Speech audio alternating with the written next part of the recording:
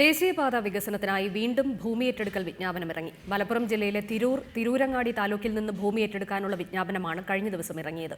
ദേശീയപാത 66ന്റെ വികസനത്തിനായി 900 ഏക്കറോളം ഭൂമിയാണ് ജില്ലയിൽ നിന്ന് ഏറ്റെടുക്കേണ്ടത്.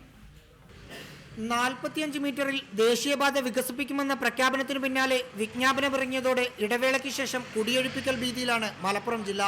കൊടുങ്ങല്ലൂർ NH ഡിവിഷനിൽപ്പെടുന്ന ജില്ലാ അതിർത്തിയായ കാപ്പിരിക്കാട് മുതൽ കുറ്റിപ്പുറം പാലം വരെയുള്ള 32 കിലോമീറ്റർ വീതി കൂട്ടാനുണ്ട്. കോഴിക്കോട് NH ഡിവിഷനിൽപ്പെടുന്ന കുറ്റിപ്പുറം മുതൽ ഇടിമുഴിക്കൽ വരെയുള്ള 56 കിലോമീറ്ററും അടിയന്തരമായി വീതി കൂട്ടണമെന്നാണ് സർക്കാർ നിലപാട്. പൊന്നാനി താലൂക്കിൽ ഉൾപ്പെടുന്ന സ്ഥലങ്ങളിലെ സർവേ നടപടികൾ ഇതിനകം പൂർത്തിയായി കഴിഞ്ഞു. ബാക്കിയുള്ള സ്ഥലത്ത് സർവേ നടത്താനുള്ള വിജ്ഞാപനമാണ് കഴിഞ്ഞ ദിവസം ഇറങ്ങിയത്. എന്നാൽ ഭൂമി വിട്ടുകൊടുക്കില്ലെന്ന നിലപാടിൽ ഉറച്ചു നിൽക്കുകയാണ് സമരസമിതി. 45 മീറ്ററിൽ അളക്കാൻ വന്നാൽ 1 ഇഞ്ച് ഭൂമി ഇരകൾ വിട്ടുകൊടുക്കില്ല. വർഷങ്ങളായി പറഞ്ഞുകൊണ്ടിരിക്കുന്നുണ്ട് 30 മീറ്ററിന് വിട്ടുതരാമെന്ന്.